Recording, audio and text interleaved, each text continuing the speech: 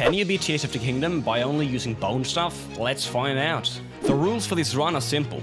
I cannot get shrines, unless they're mandatory, but I can use them as teleport points. I can only have bone weapons, but I can fuse to get the right swords. I'm not allowed to do any of the dungeons, because the final showdown is gonna be awesome. I have to get all the bone related armor, which means the radiant armor and the evil spirit armor. And that concludes the rules. Now let's get started with the run. I got all of the mandatory shrines on the Great Sky Island, I got the heart container, and dived in the pond. When I got the paraglider from Pora, I had a plan. I wanted to get the radiant armor right away, so I went to the Gerudo Desert, got this tower for future plans, but when I arrived at Gerudo Town, I remembered the radiant armor isn't here. That was in the last game, it's in Kakariko. And I also remembered it cost 15,000 rupees for the entire set, because the shop owner had a broken grandma, and she needed all the money she could get to fix her.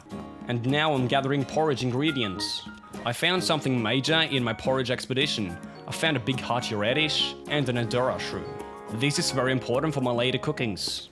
I also went to a Taino village to get a porridge ingredients, and I also got the shrine teleport point. It took a while, but now I fixed the grandma. The shopkeeper lowered the price and now I can buy the set. But I still didn't have enough money. So I went to a place I knew had high level gems. I got a diamond, I duplicated it, and then I sold them to get the rupees. And now I have the radiant armor. Only one more armor set to go, the evil spirit armor. And now that I had defense, I decided I wanted to kill a Molduga, since it drops the best bone fusing material in the game, which is the Molduga jaw, but I gotta prepare. I made a couple of meals by duplicating the radishes from earlier, I duplicated some bombs, and now it's showtime.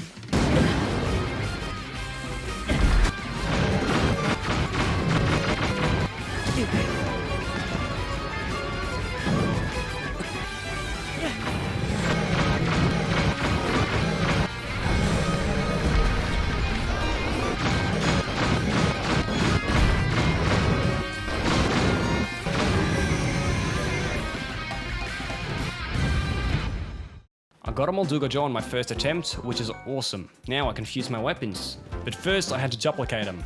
And now it's time for the labyrinths. Good thing I got this tower earlier. Make sure to subscribe if you want to see more challenge runs. I started off getting the top shrine teleport point first, because then I can just teleport up there. And I do this for every labyrinth. On the surface labyrinth, I just follow the acorns, and then I teleport upstairs. I activate the sky labyrinth, and then I find the terminals. Occasionally, I find a weapon I can fuse with. I get all the terminals, even the big one, and then I dive into the abyss. Now I'm gonna fight the Flux Construct 3.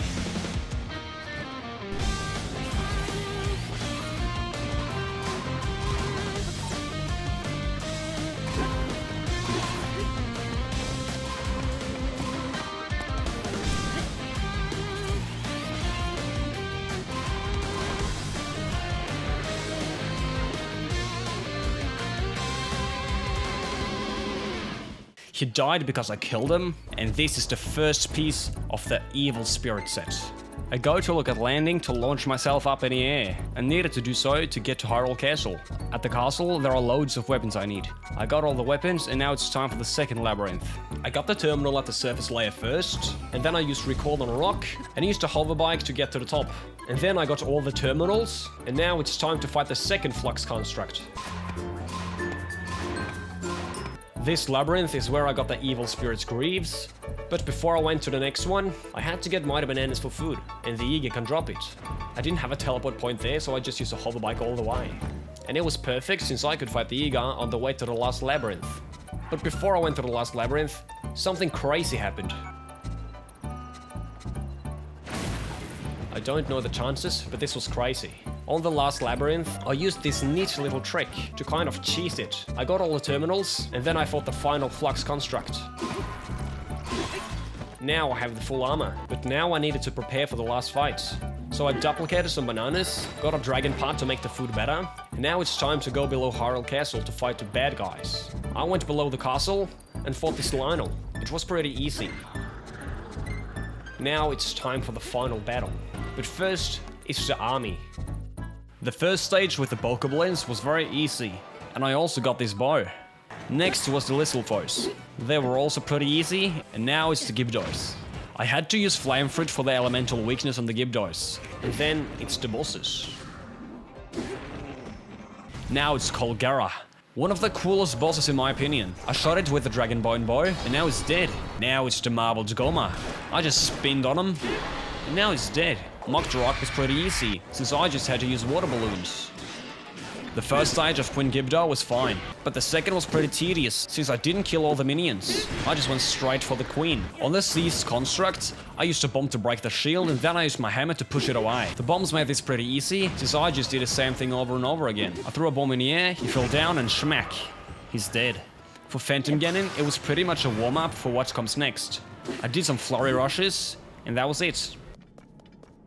This is my equipment before the final battle. Now it's showtime.